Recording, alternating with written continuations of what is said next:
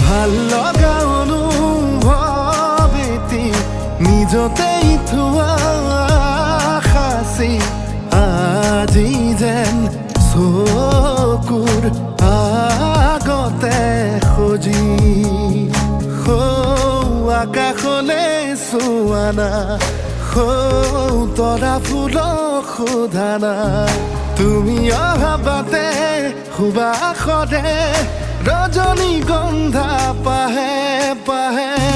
কিদৰে বুজাম নিজক কিদৰে সজাম নিজক কিদৰে